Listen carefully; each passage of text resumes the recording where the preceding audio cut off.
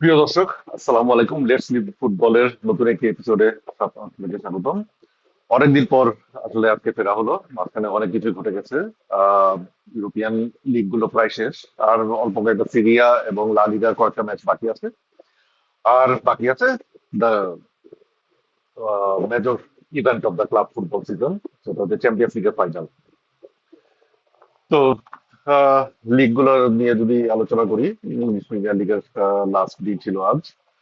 আহ আহ, league one, French league এবং Bundesliga আগে শেষ হয়েছে। ওটা যেহেতু 34 ম্যাচের লিগ, 18টা টিমের লিগ, যার কারণে ওই দুটা আগে শেষ হয়ে গিয়েছিল। আহ, এবং সেখানে আসলে আহ, উম, মানে কোনো এক্সেপশনাল কিছু ঘটেনি। লিগ ওয়ানে পিএসজি চ্যাম্পিয়ন হয়েছে এবং বুন্দেসলিগায় জার্মানি। দুজনের চ্যাম্পিয়ন হওয়ার ধরন অবশ্য আলাদা। PSG was chased by Lens or Lens. Actually এটার উচ্চারণ লস, আমরা লেন্সই থাকি। ফ্রেঞ্চ ভাষাটাই এরকম। লেখে কিছু কিছু একটা আর বলে আরেকটা। লেন্স অনেক লম্বা সময় তাদেরকে চেজ করেছে এবং একটা সিগনিফিকেন্ট টাইম আসলে তারা লিগে টেবিল টপার ছিল। বাট পিএসজি ইজ পিএসজি, এটা ফ্রেঞ্চ লিগে অন্যদের চেয়ে ফার এহেড। তারা শক্তিমত্তায় শেষ পর্যন্ত লস ধরে রাখতে পারেনি পজিশনটা। অ্যাজ এক্সপেক্টেড পিএসজি চ্যাম্পিয়ন হয়েছে। সেখানে আসলে অন্য কিছু হওয়ার মতো তেমন পরিস্থিতিও ঘটেনি। আর বুন্দেসলিগায় জার্মানি ওয়াজ ফ্লাইং। তারা শেষ পর্যন্ত কত পয়েন্টে লিগ জিতেছে সেটার হিসাবও কেউ আসলে রাখা বাদ দিয়ে দিয়েছে। আহ লিগে তারা গোল করেছে 122টা, 34 ম্যাচে 122টা গোল করেছে। এটাই আসলে this is single fact to be manifested for their exceptional season. Champions লিগে তারা সেমিফাইনালে গিয়েছে। আমার হিসাবে আসলে এক পর্যায়ে চ্যাম্পিয়ন্স লিগের ফেভারিট আমি, যখন রিয়াল মাদ্রিদকে তারা কোয়ার্টার ফাইনালে হারিয়ে দেয়, বায়ার্ন মিউনিখকে আমি ফেভারিট ধরেছিলাম। বাট ইন দ্য সেমিফাইনাল একদম দুই সমান সমান দলের লড়াই হয়েছে পিএসজির সাথে, সেখানে বায়ার্ন পারেনি। যাই হোক, সেটা আলোচনা পরে আসছি। আর লা লিগা 3 ম্যাচ হাতে রেখে বার্সেলোনা লিগ কনফার্ম করেছে। এবং ইন্টারেস্টিং ফ্যাক্ট, ন্যু ক্যাম্পে প্রায় 2 সিজন তারা ন্যু ক্যাম্পে খেলেনি, তাদের নিজেদের মাঠ ন্যু ক্যাম্পে। এবার ন্যু ক্যাম্পে নতুন ভাবে ফিরে আসার পর প্রথম আহ, এল ক্লাসিকো ম্যাচে রিয়াল মাদ্রিদকে তারা 2-0 গোলে হারিয়ে লিগটা কনফার্ম করেছে। এটা মানে বার্সেলোনা ফ্যানদের জন্য একটা এক্সট্রা পাওয়া ছিল। আর রিয়াল মাদ্রিদের অবস্থা অনেকটা কৃষক কুমারের সেই গানের মতো। তো আমার বাড়ির সামনে দিয়ে তোমার বাড়ির সামনে দিয়ে আমার মরণ যাত্রা যেদিন হবে, সেরকম একটা পরিস্থিতি রিয়াল মাদ্রিদের জন্য বলাই যায়। জোকস অ্যাপার্ট, অ্যাটলেটিকো মাদ্রিদ এবার একটা টপসি টার্ভি সিজন গিয়েছে। তারা আসলে আহ আহ, শেষ পর্যন্ত তৃতীয় হতে পারেনি, চতুর্থ হয়েছে। ভিলারিয়াল থার্ড প্লেস নিয়েছে সেটা। এবং ইউরোপিয়ান কোএফিসিয়েন্টে ইংল্যান্ড এবং স্পেন তারা আগামী সিজনে এক্সট্রা 2টো স্পট পাবে, 5টা করে টিম। ফিফথ টিম হিসাবে রিয়াল বেটিস, তারা নেক্সট সিজনে চ্যাম্পিয়ন্স লিগ খেলছে। আর ইটালিয়ান সিরিয়াতে আহ, আহ, এবার শুরুর দিকে অনেকে প্রেডিক্ট করেছিলেন আসলে নেপোলির জন্য। নেপোলি গতবার লিগ চ্যাম্পিয়ন হয়েছিল।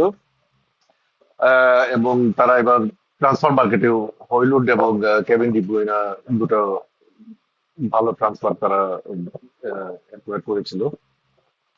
আর তাছাড়া ইন্টার মিলানকেও আসলে সবাই আহ, তেমন একটা আসলে তাদেরকে প্রি সিজন ফেভারিট হিসাবে ধরেনি। এর একটা কারণ ছিল সিমোনে ইনজাগি চলে যাওয়া কোচ হিসাবে।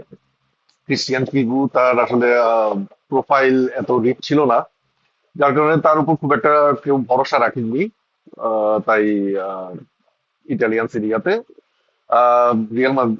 নেপোলিকেই ফেভারিট ধরা হয়েছিল। শেষ পর্যন্ত ইন্টার মিলান 3 ম্যাচ হাতে রেখে তারা লিগ শিরোপাটা অর্জন করেছে। নাপোলি রানার্স আপ হয়েছে। তবে ইন্টার মিলান এবার সিরিয়া জেতার পেছনে নিজেদের যে অবদান তার চেয়ে অন্য দলগুলোর খারাপ খেলাটাই আমার মনে হয় সেটাই বেশি ভূমিকা রেখেছে। আহ,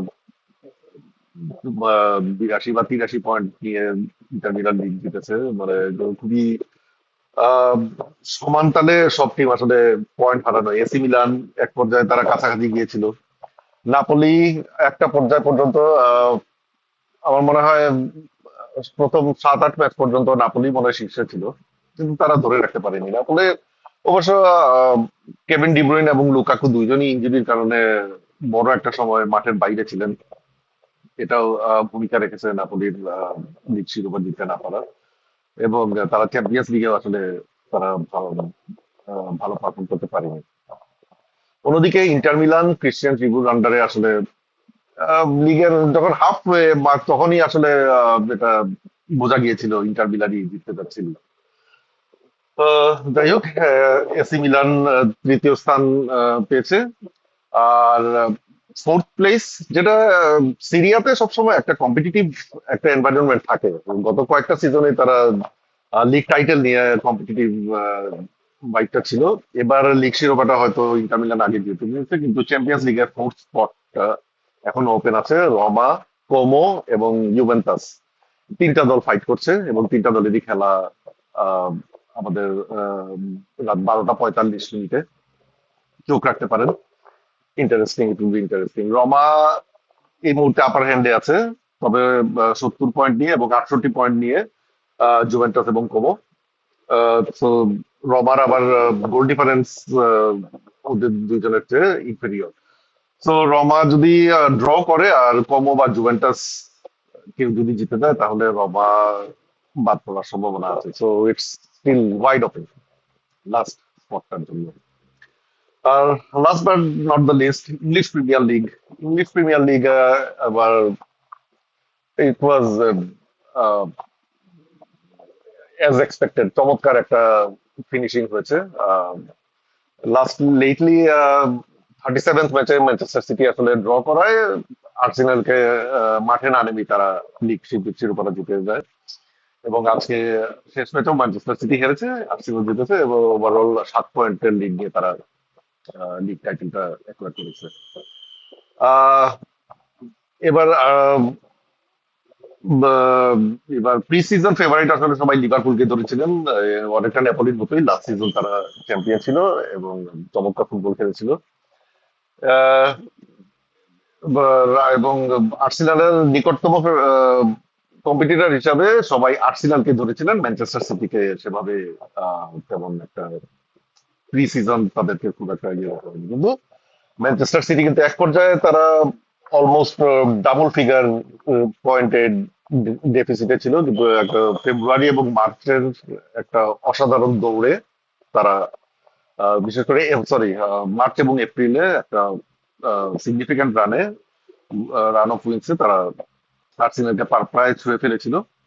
বাট আর্সেনাল শেষের দিকে তারা এপ্রিল মাসটা তাদের খারাপ গিয়েছে, বাট মে মাসটা তারা দুর্দান্ত খেলেছে এবং ভাইটাল একদম চ্যাম্পিয়ন্স লাগ যাদের যেটা বলে আর কি।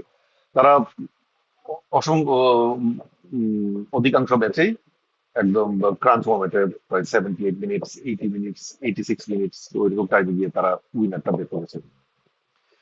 এবং ওয়েস্ট হামের সাথে লাস্টে যে পেনাল্টি নিয়ে একটা বিতর্ক হলো, সেটাও একটা দেখার মতো ইনসিডেন্ট ছিল। যদিও এটা রেফারির ডিসিশন, ভিআর যে ডিসিশন দিয়েছে সেটা আসলে সঠিক সিদ্ধান্ত ছিল। সেটা ওয়েস্ট হাম একটা পেনাল্টি পেয়ে গেলে আসলে ম্যাচটা অন্যরকম হয়ে যেত, লিগটাই অন্যরকম হয়ে যেত। আহ, এবার থার্ড পজিশনে ম্যানচেস্টার ইউনাইটেড, লাস্ট সিজন যারা শেষ করেছিল 15তম স্থানে, সেই হিসাবে ম্যানচেস্টার ইউনাইটেডকে বলতেই হবে তারা একটা অসাধারণ সিজন কাটিয়েছে। আর ফোর্থ পজিশনে ছিল লিভারপুল। লিভারপুল শুরুটা ভালো করেছিল পয়েন্টের হিসাবে, তারা প্রত্যেকটা ম্যাচই লেটলি উইন করছিল। তখনই আমি বলেছিলাম যে লিভারপুল এভাবে খেললে এবার লিভারপুল টাইটেল পেতে পারবে না। আই ওয়াজ রাইট, পারফরসে আর একটা জিনিস আমি বলছিলাম, লিভারপুল এবার লিগ জিতবে না, যদিও বেশিরভাগই লিভারপুলকেই ফেভারিট ধরেছিল প্রি সিজন। তার একটা কারণ ছিল যে নতুন ট্রান্সফার যারা এসেছে তারা তারা সিজন হতে সময় লাগবে ইংলিশ প্রিমিয়ার লিগে। কারণ এর মধ্যে সিগনিফিকেন্ট পোর্শন বুন্দেসলিগা থেকে এসেছে। একিটিকে ছাড়া আসলে বার্ডস, ফ্রিম্পং তারা আসলে কেউ সাইন করতে পারেনি, প্লাস কে কেউ সাইন করতে পারেনি। মোহাম্মদ সালাহ হেডে আহ, গত সিজনটা আসলে এত ভালো গিয়েছে। সালাহ আমি শুরুর দিকের এপিসোডে আমি বলছিলাম যে মোহাম্মদ সালাহ এই পারফরমেন্সটা এই সিজনে রিপিট করাটা এটা অসম্ভবের কাছাকাছি হবে, এবং তাই হয়েছে। আসলে মোহাম্মদ সালাহ এই সিজনটা ভালো যায়নি। যাই হোক, মোহাম্মদ সালাহ ইজ এ লিভারপুল লিজেন্ড, এবং লিজেন্ড হিসাবেই তিনি বিদায় নিতে যাচ্ছেন। তিনি বিদায় নিয়েছেন আজকেই। তার বিদায় হয়ে গেলে এন্ডু এন্ডি রবার্টসন। আহ, লিভারপুল, আমি ভুল বলেছি, লিভারপুল আসলে ফিফথ হিসাবে শেষ করেছে, ফোর্থ হয়েছে অ্যাস্টন ভিলা। অ্যাস্টন ভিলা আবার ইউরোপা লিগ শিরোপাটা তারা অ্যাকোয়ার করেছে। অসাধারণ এই সিজনটা। অ্যাস্টন ভিলার কথা আসলে বলতেই হয়। অ্যাস্টন ভিলা এই সিজনটা এক পর্যায়ে তারা আসলে টাইটেল রেসিং ছিল, আর্সেনালের খুব কাছাকাছি ছিল এক পর্যায়ে, এবং মানে তাদের টপে চলে যাওয়ার একটা সুযোগও এসেছিল। যাই হোক, সেটা তারা মিস করেছিল। এরপর থেকে এই সিজন 2026 আসার পরে তাদের আসলে একটু তাদের রানগুলা সেরকম আসলে পজিটিভ ছিল না, যার কারণে শেষ পর্যন্ত তারা ফোর্থ পজিশনে শেষ করেছে। তবে আনলাকি বোর্নমাউথ ইংলিশ প্রিমিয়ার লিগের যে ফিফথ স্পট, সেটা যদি অ্যাস্টন ভিলা পেতো, অ্যাস্টন ভিলা ইউরোপা লিগ খেলার কারণে তখন চ্যাম্পিয়ন্স লিগে আসতে, এবং ওই ফিফথ স্পটটা তখন ওপেন হয়ে যেত সিক্স পজিশনে, সেখানে ছিল বোর্নমাউথ। বাট আনলাকিলি আজকে অ্যাস্টন ভিলা জিতে যাওয়ায়, আনলাকিলি তারা জিতে যাওয়ায় বোর্নমাউথের কপাল পুড়লো।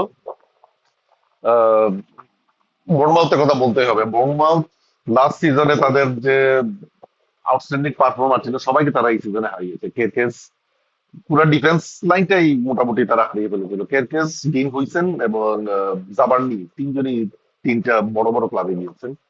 আর ফরওয়ার্ডে সেমেনিও, সেমেনিও লাস্ট সিজন অসাধারণ ছিলেন, এই সিজনের ফার্স্ট হাফ অসাধারণ ছিলেন। উইন্টার ট্রান্সফারে তিনি ম্যানচেস্টার সিটিতে চলে যাওয়ায় আসলে তাদের লাস্ট সিজনের পারফর্ম সবাই বুঝতে পেরেছে। বাট অ্যান্টনি ইরাওলা, তিনি এই তিনি আসলে তিনি যে শীঘ্রই একটা বড় কোনো ক্লাবে কোচ হতে যাচ্ছেন, সেটা আসলে আহ, মোটামুটি একটা এন্ডোর্স হয়ে গেল বোurnemouth এই সিজনের পারফরমেন্সে। Bad luck for Bournemouth, Champions League খেলতে পারে না, but best of luck for them for the next seasons Europa League. আহ আর সামনে আছে চ্যাম্পিয়ন্স লিগ ফাইনাল। চ্যাম্পিয়ন্স লিগটা আসলে সেমিফাইনালের মানে সেমিফাইনাল লেগ গুলা হওয়ার পরে আসলে কোনো এপিসোড করতে পারিনি। আলোচনার অনেক কিছু ছিল আসলে, বিশেষ করে আহ বায়ার্ন এবং পিএসজির ফার্স্ট লেগটা, যেটা 5-4 বলে আহ, বায়ার্ন জিতেছিল। এটা মানে এটা মনে হচ্ছিল প্লে স্টেশনের ম্যাচ চলছে। অসাধারণ একটা ম্যাচ ছিল, এবং ওই ম্যাচটাই আসলে মানে অনেকটা ফাইনালের মতোই মনে হয়েছে আর কি। ওটা সম্ভাব্য ফাইনাল। আহ তো যাই হোক, মানে আমার ফেভারিট ছিল বায়ার্ন, সেখানে বায়ার্ন আহ হেরে যাওয়া, এবং পিএসজি ফাইনালে খেলছে, এবং অন্যদিক থেকে এসেছে আর্সেনাল। আমি আসলে প্রি সিজনে বলেছিলাম ইংলিশ প্রিমিয়ার লিগের টিম গুলোর কথা, যে লিগ টাইটেলটা যদি নেক টু নেক এবং শেষ ডাউন টু দা ওয়ার যায়, তাহলে চ্যাম্পিয়ন্স লিগে ইংলিশ প্রিমিয়ার লিগের ক্লাব কেউ ফাইনালে খেলার সম্ভাবনা আহ, কম থাকবে। But I was proven wrong. Arsenal তারা শেষ পর্যন্ত ফাইনালে উঠেছে, এবং ডাউন টু দা ওয়ার, লিগটাও ডাউন টু দা ওয়ার গিয়ে তারা লিগটা একবার করেছে। সো আর্সেনাল এক ম্যাচ হাতে রাখায় তাদের আর একটা সুবিধা হয়েছে। তারা আজকে ফাইনাল ম্যাচে ডেক্লান রাইস, সাকা, ইয়োকেরেস, তাদের অনেকেই রেস্ট দিতে পেরেছে, এবং চ্যাম্পিয়ন্স লিগে তারা অনেকটা ফ্রেশ লেগস পাবে। যেহেতু অন্যদিকে পিএসজি তারা প্রায় 2 সপ্তাহের উপর তারা ফ্রি টাইম পেয়েছে চ্যাম্পিয়ন্স লিগের আগে, সেক্ষেত্রে আর্সেনালের জন্য এটা একটা পজিটিভ দিক হবে। একটা কম্পিটিটিভ লেভেল প্লেইং ফিল্ড ক্রিয়েশনের কাছাকাছি চলে যাবে। এখন চ্যাম্পিয়ন্স লিগের ফেভারিট কাকে রাখবেন?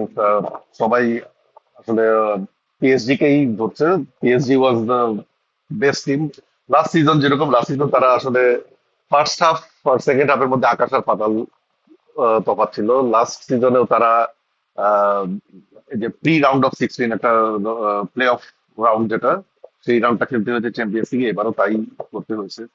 এবং সেখান থেকে আসলে তাদের টার্ন অ্যারাউন্ড শুরু। লাস্ট সিজনে তাই হয়েছিল, এই সিজনেও তাই। এবং সেটা ফাইনাল পর্যন্ত গিয়েছে। এমবাপের আহ, ভক্তরা হয়তো একটু মাইন্ড করবেন, এমবাপে যাওয়ার পর থেকেই চ্যাম্পিয়ন্স লিগের একটা আহ, মানে চ্যাম্পিয়ন্স লিগে তাদেরকে হারানোর আর কেউ আহ, মানে মাঠে নামতে পারছে না। চ্যাম্পিয়ন্স তারা আসলে চ্যাম্পিয়নের মতোই চ্যাম্পিয়ন হচ্ছে। আর কাভারেস্কেলিয়ার কথাও বলতে হবে। কাভারেস্কেলিয়া আসলে যখন থেকে পিএসজি তে এসেছেন তখন থেকে পিএসজি অন্যরকম হয়। আহ, তো লাস্ট সিজনের রেপ্লিকেশনেই আসলে অনেকে পিএসজি কে ফেভারিট হিসেবে ধরছেন। কিন্তু আমি এখন মনে হচ্ছে আমার আর্সেনালকে আসলে বাইরে রাখার কোনো সুযোগ নেই। আসলে চ্যাম্পিয়ন্স লিগের ফাইনাল এরকম দুইটা টিমের মধ্যে খেলা হয় যখন, তখন আসলে কাউকেই আহ, বাইরে রাখার সুযোগ নেই। আর আর্সেনাল কিন্তু এখন পর্যন্ত চ্যাম্পিয়ন্স লিগে আনডিফিটেড।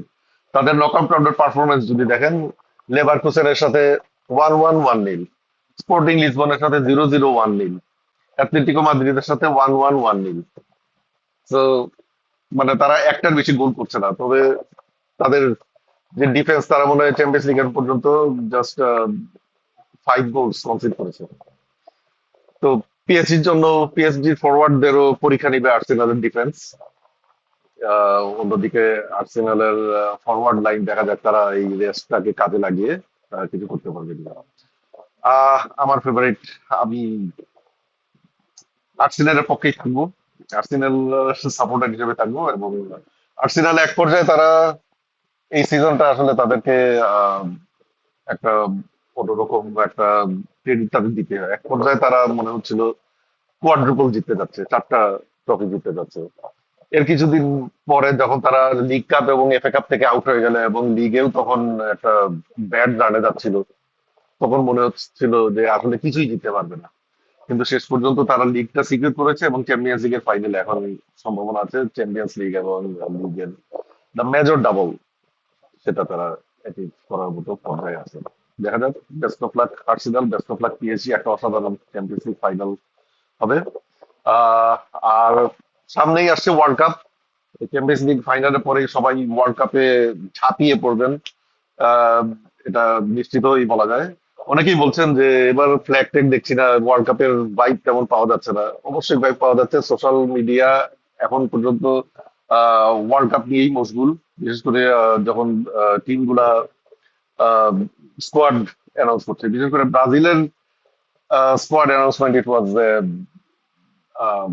Very memorable event. এবং সেখানে যখন নেইমারের নামটা উচ্চারণ হলো, আমার মনে হয় ব্রাজিলের ওই অ্যানসেলোটি তার স্কোয়াডে নেইমারের নাম অ্যানাউন্স করার সাথে সাথেই ওয়ার্ল্ড কাপের বাইকটা শুরু হয়ে গেছে।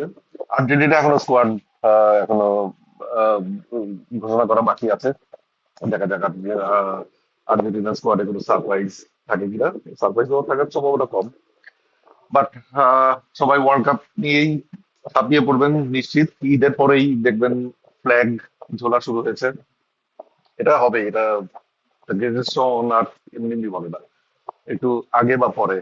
আগে যেহেতু টিভি কেন্দ্রিক ছিল ফুটবলের আহ, উন্মাদনাটা, এখন সোশ্যাল মিডিয়া কারণে আপনার ওয়ার্ল্ড কাপ কন্টেন্টসে অনেক এক্সেস আছে, যার কারণে আহ, সেই ফিজিক্যাল বিষয়গুলা যেমন ফ্ল্যাগ উড়ানো, জার্সি পরে ঘোরা, সেগুলা হয়তো একটু দেরিতে শুরু হচ্ছে।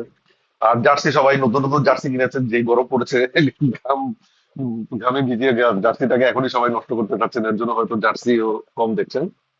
But world cup is alive. আমরা চ্যাম্পিয়ন্স লিগের পরে আহ, এইবার ক্লাব সিজনের টিম গুলার উপর একটা রিভিউ, একটা এপিসোড করব। এরপরেই আমরা ওয়ার্ল্ড কাপে ঝাঁপিয়ে পড়বো ইনশাল্লাহ। ততক্ষণের জন্য আল্লাহ হাফিজ, সবাই ভালো থাকবেন, থ্যাংক ইউ।